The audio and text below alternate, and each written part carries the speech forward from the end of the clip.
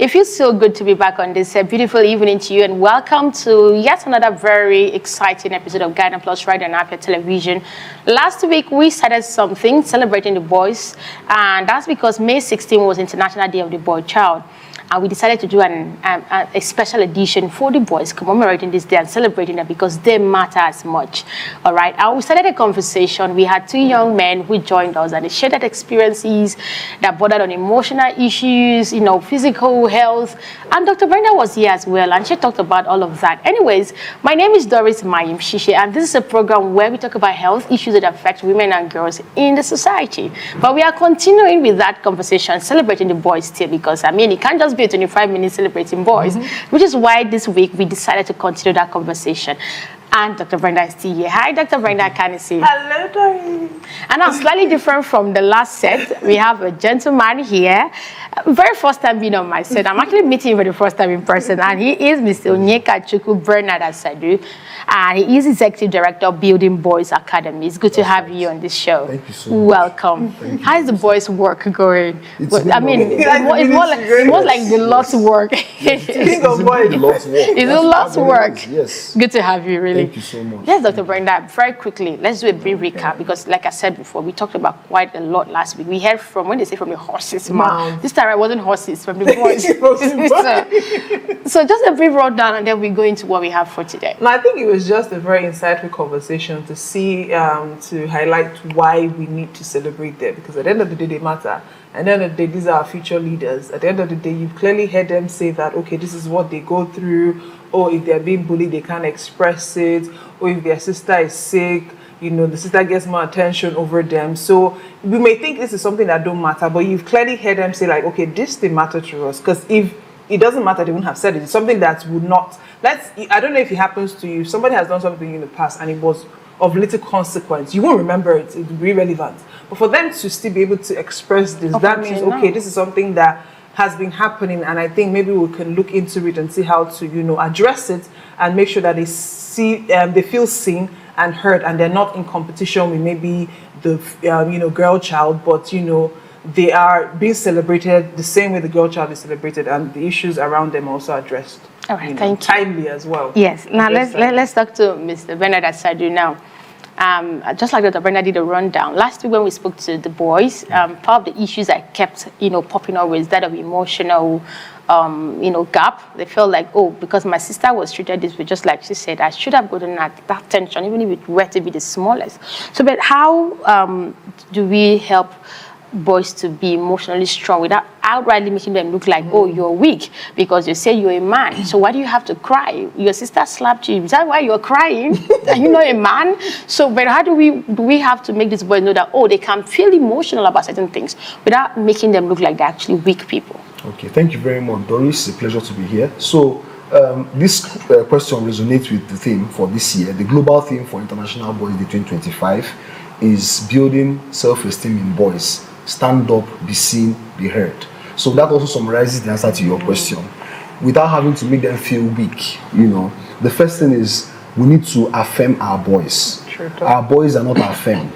Parents, particularly fathers, because fathers have a fundamental role in affirming the identity of their sons.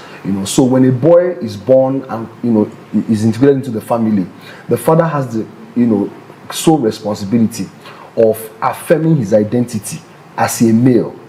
And you see, nature has its own way of arranging things. So when you see a boy of 5, 6, 7, I have 2 sons, and I see when they were much younger, they had this way of going into my room. They want to wear my tie, they want to wear my shoes, they want to wear, they want to wear my cap and all of that.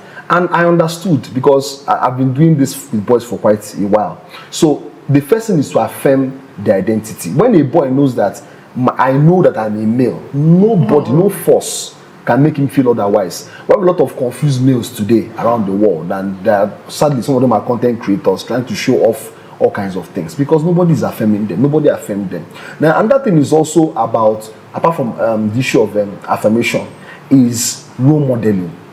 So when a boy grows up seeing that I have male figures around me, even if your father is late or for some reason not close to you, I have male role models who are responsible, who are productive, who play positive contributions in community development, then we're able to make them, feel emotionally strong without making them feel weak and all of that. Okay, like I'd like us to be a bit more practical. Okay. Now, when we talk about this affirmation, like Yes. people to look up to.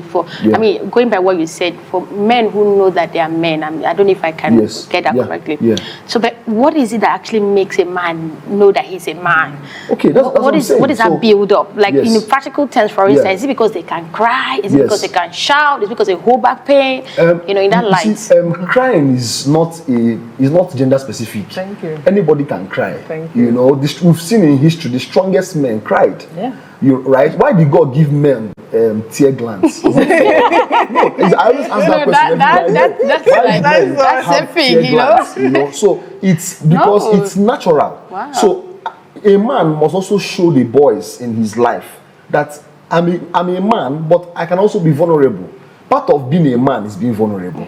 A man who trusts his wife, a man who opens up and says, look, I can't do this, I need support. And that's one of the things that, when I saw the earlier edition with Dr. Brenda and the boys, they were talking about, men in this part of the world who like to shoulder everything, they want to carry everything. And not by nature, you will break down because that's not how you are designed. Men are designed to receive support from others, right? So part of also, a practical way is, like I said, a father comes back from work, without having to shout on everybody, you call your boys around.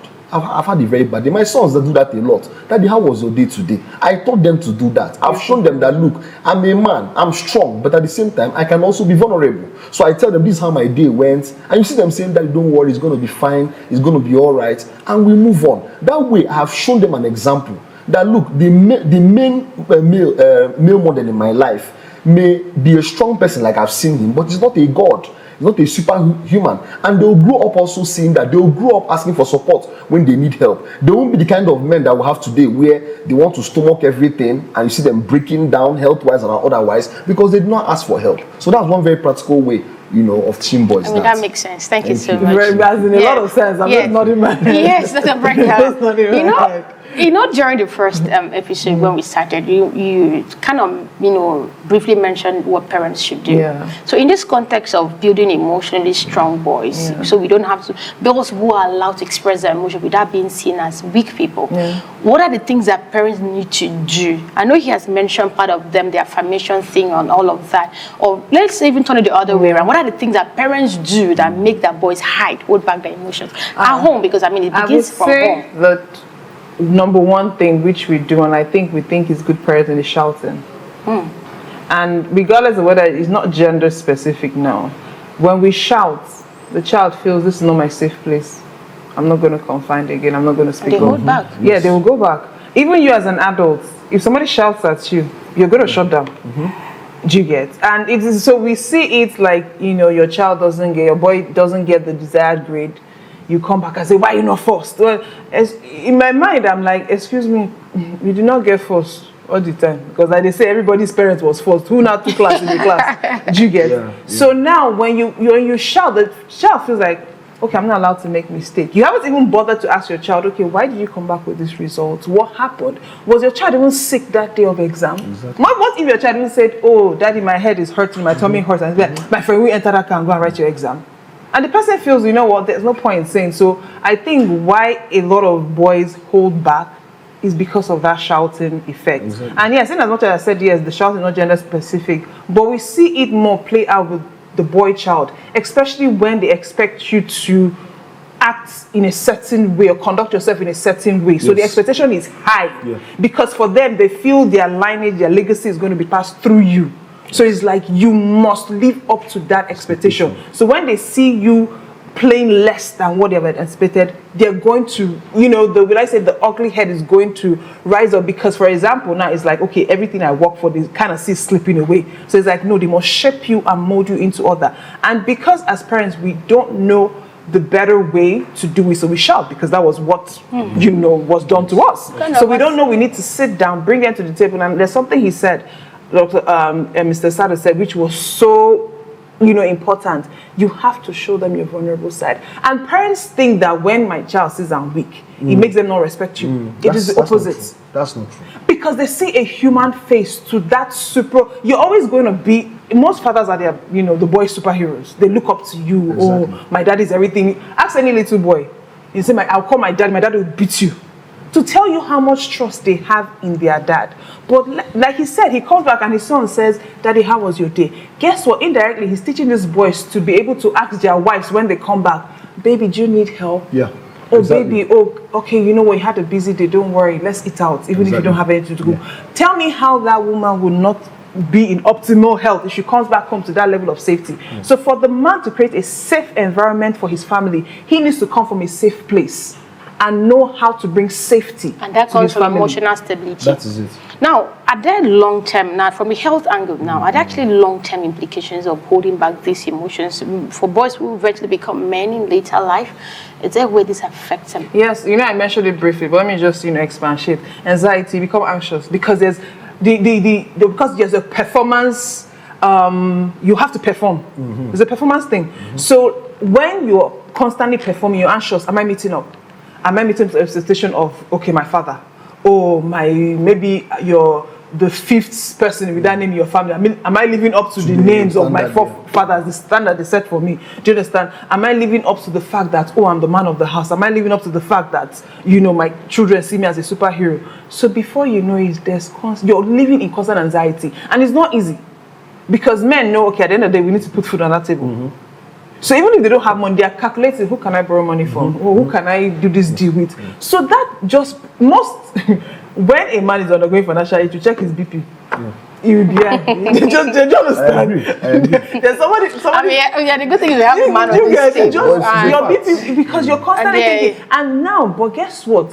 If you're vulnerable enough to tell your wife, like, okay, babes, you know what? This month we have to cut low on expenditure and all that. You're being vulnerable, but because you want to still maintain that ego and yes, I know people like that. And they can't even take money from their partner because the manly status might be, I know people like that. Meanwhile, you're dying in silence because your BP is through the roof and you can't still settle down to even make the medication work because you still want to go out and keep chasing because you're trying to live up to an expectation. So being vulnerable, it's human. It's human. Then before you know it, you enter depression because when you don't get the money and you see that, maybe you used to drive a Benz and now maybe you're driving a Toyota, depression sets in. Because you feel, and they say men score points. So the things they achieve make them score points. So if you see your friends are scoring points, you're not scoring points. You feel like you've lost it.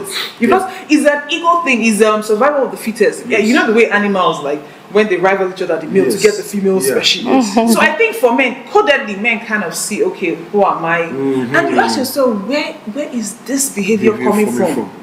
And you see some men who are content and are happy with their family. There's no pressure.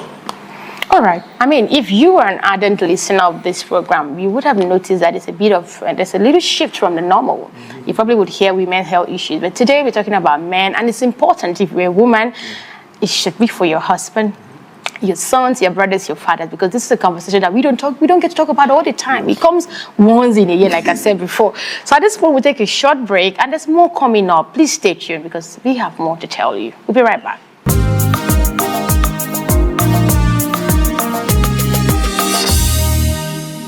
Welcome back. It's good to have you. Stay tuned. This is still Ghana Plus Radio on Afia Television, and we are still having a special edition of the show where we're celebrating boys as part of efforts to commemorate this year's International Day of the Boy Child. And this is a part two. We said it last week, and this is, the concluding part of it.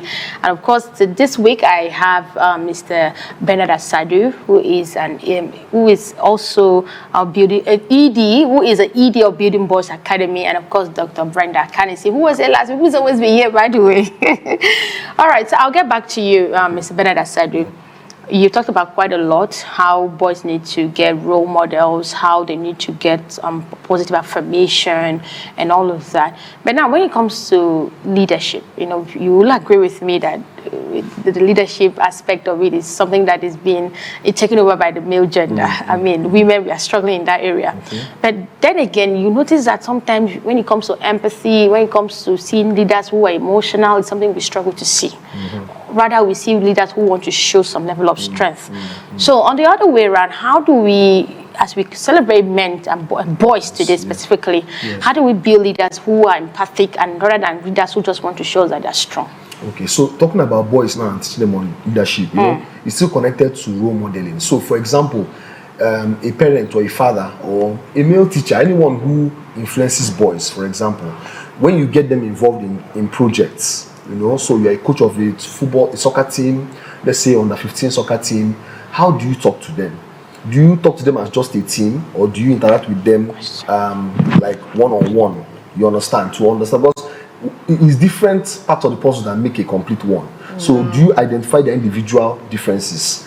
That way, you're able to get them to connect. You're also able to get them to get into themselves and give you their very best. I work with a lot of boys, and I've learned to understand temperaments. I've also learned to understand that there are those who have a combination of different temperaments. I've also learned to understand that there are those who you cannot handle by shouting at them, just like she said at the beginning of this interview. So how do you connect with them in a way? So you need to connect with them. That's how you bring out that thing in them. Secondly, when you get involved give them assignments or things to do, you know, try to understand. Try to work with them in a way that, like I said, boys they love affirmation.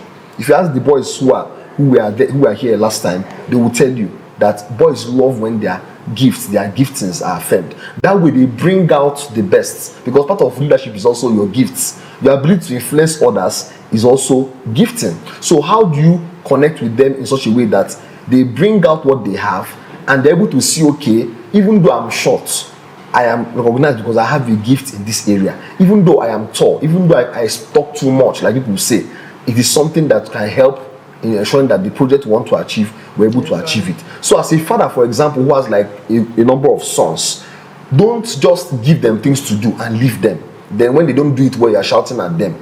Always reinforce. You teach, you model, you show example, you evaluate, you reinforce. That's how it works. And that's how you bring out leaders who are not just confident in themselves, but are able to see the good in others. All right. I mean, there was something you needed to ask earlier on about fathers, and, you know, I don't know if you can still remember Dr. Brenda, when you wanted him to address what we were okay. Yes. I was asking when we were on break, I said something. I was like, okay, like for parents, let me not just restrict the fathers. Parents, as it comes to the boy child now, I realized, okay, we're not getting it right. Yes. Maybe you've heard the other kids said, oh, they focus on the girls and all. And now the boys are telling you, we want the attention, we want the affirmation, we want role models. So now for parents who want to get it right moving forward, what can they do differently or better? Okay, so parents have to be patient with themselves. They have to work on themselves. You know, emotional intelligence is needed now. And thankfully, even if you are a parent who is not so financially okay, you can still get resources online. There are free resources on building emotional intelligence. There are tips. There are free TED Talks online where you can learn on how to improve on yourself. There are even parents who were once, I won't call them bad parents, they were not so good with their children, but they've learned their lessons and they are sharing their lessons online. So that's one of the ways you can also encourage yourself. Number two, be patient with your children.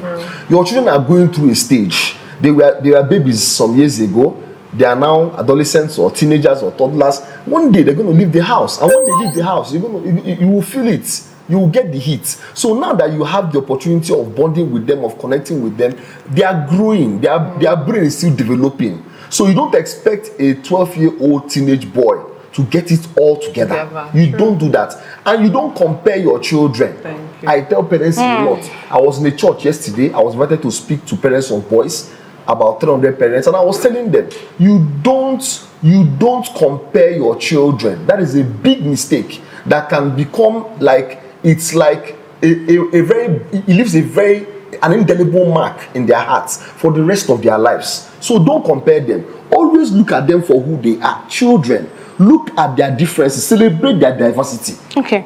Okay, I mean, I'm going to come in really quick there, because I know that one of the issues that young boys and girls do get to face peer pressure too, but boys mostly. Yes. Sometimes you see teenage boys learning how to smoke. Where did you learn it? My friend said I'll be a man enough. I should try it. They try this thing. They want to explore, and sometimes parents don't even know about it. No matter how you think you're close to your kid, they just find a way of doing these things. So how can parents get to know when their boys need help?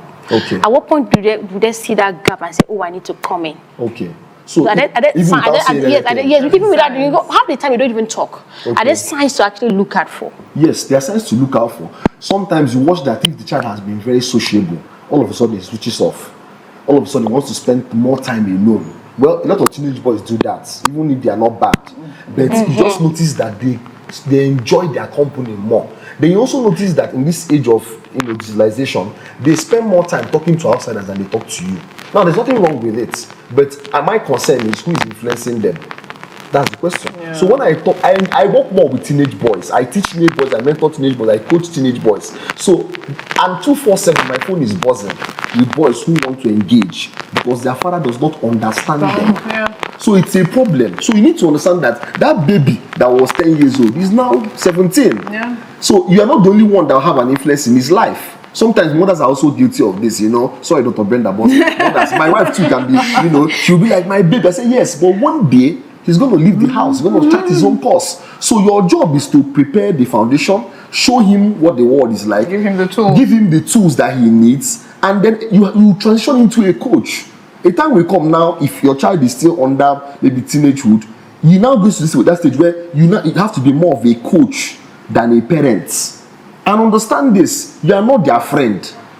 You are a parent. Your job is to, let me explain. Okay. Being a friend, your friend can just listen to anything you have to say and just keep quiet and even agree with you on everything you have to say because he too is involved in what you are doing. That's where the word peer pressure comes from. It's peer, your friend. But a parent who is also your guide, who is like an umbrella, who is there to protect you, a good parent will not keep quiet. You say, no, this thing you are doing. It's your parent that will tell you are grounded. And you can't do anything about it because it's your parents. So when boys come to me and complain, my dad too sees my PS, he sees my phone because he wants me to study. I say, look, your dad loves you.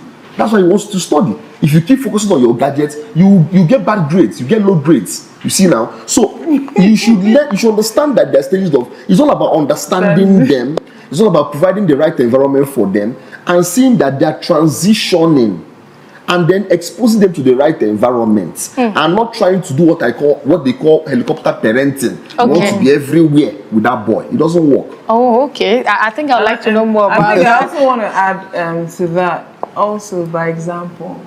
Yes. Parents don't just talk the talk. Yes, walk the talk. Yes. Because kids these days, they are so smart. Yeah. And they're intelligent. Yes. It's not by what you say. No. They model what you do. Exactly. So that is why you heard him say a lot of them will call him on the phone and all that, because maybe over time they study and say, this guy, he seems to be a good guy. Yes. And they I see some funny things my father does, and they'll be like, oh no, you know what I want to. Okay. Yeah. One quick question. Quick question. I remember when you started, the whole Gen Z thing is something that you get to hear the word Gen Z all the time. But I'd like you to draw a bit of comparison here. Okay. So, boys, like say the millennials are now the Gen Z boys. Yeah. Where do you think, you work with boys all the time. Yes. Do you think we are getting better or we have more problems raising boys now as compared to in the past? Okay, our own generation was limited. Unlike the now generation, the generation of the millennials was limited because we didn't have much distractions. Yeah, I didn't have. true. We just had we watched TV between 4 and maybe 9. As if you even had a TV, or even if you are allowed to watch, because those days your parents tell you cannot watch the television. But boys of these days have more. They have phones, so you can see a boy from a very social media living in a ghetto, but he has a phone. He's on, and he's seen everything happening around the world. He sees everything happening. So, all right. You can't really compare because we didn't have. I'll quickly call you there. Let's just go on a quick break, right? And then when we come back, we just pick up from there. Right. We'll be right back. There's more happening on the show today. Thank you.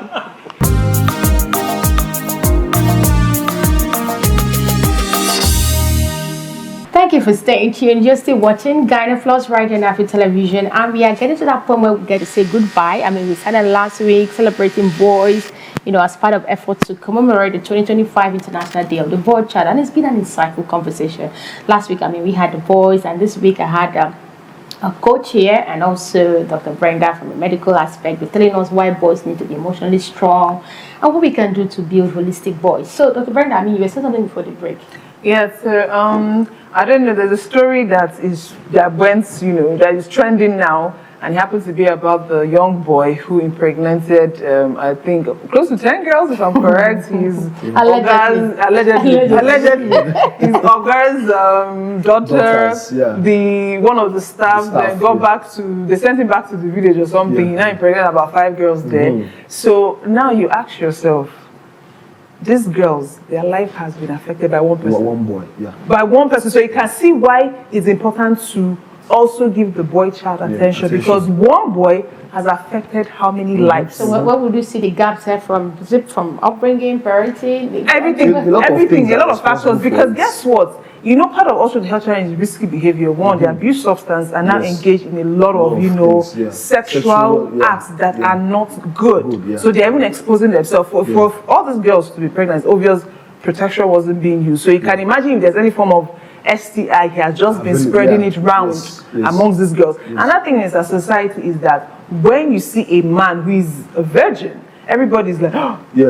So you expect the girl to be a virgin, but the man to be a bit promiscuous. So when you say, oh, have conquered some girls, there's a, there's a hailing they give you, like, oh my God, you're now a man, and all that. But you ask yourself, who did you do it with? Yes, exactly. Is it not a girl? Exactly. So how do you expect to raise boys who you think is okay? So I think we think that it's okay for a man to show his power. That means your sexual exploit is a plus for you. It's a good thing to mark. So we need to change that narrative. Another thing is that a lot of young boys, this is a major issue. A lot of young boys experience sexual exploitation from relatives around. But now they can't talk about it because it's like, let's say they even tell their friend, let's say a 16-year-old boy comes and tells his friend and say, oh, the nanny did something with me. His friend will be like, guy, go enjoy him now. Man it up.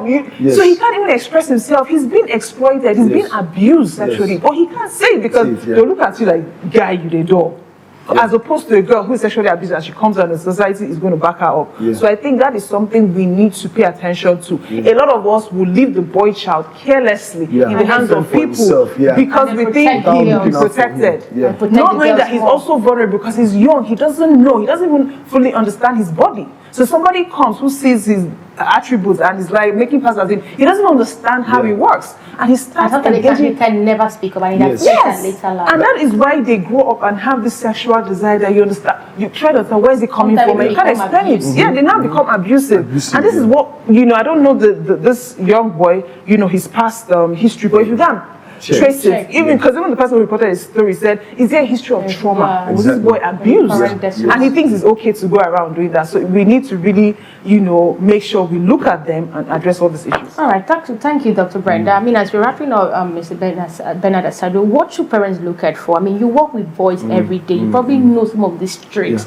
So now, as you're saying goodbye on the show, what tips would you give to parents as to dealing with their male children, especially because, like Dr. Brenda has said, more attention are given to the girls compared to the boys. But now we need to change the narrative. But what should parents look at for? Because sometimes they can come home and beat all that cool, quiet boy, and they're out there, they are wolves. So what should they look out for? Just briefly. So just in adding to what she said, it's a flow. I mean, that means boys need mentorship. Because if that boy was probably mentored, even if he had been sexually abused, they say that 1 in 5 boys are abused every day sexually. Even though I think it's underreported because I get cases every day, right? Yes, I get calls, I get information, news online, and all of that. And the problem with abusing a boy is that you don't know, it's hydra-headed. When a boy is abused, you don't know how the trauma will lead him to do. It could be a pedophile, it could be a rapist, or the case of this boy now, just a serial womanizer, getting girls pregnant everywhere without being responsible for it. So the thing is that the parents should spend more time with their children. And I'm talking about fathers now. I'm sorry, but mothers always give time for their children.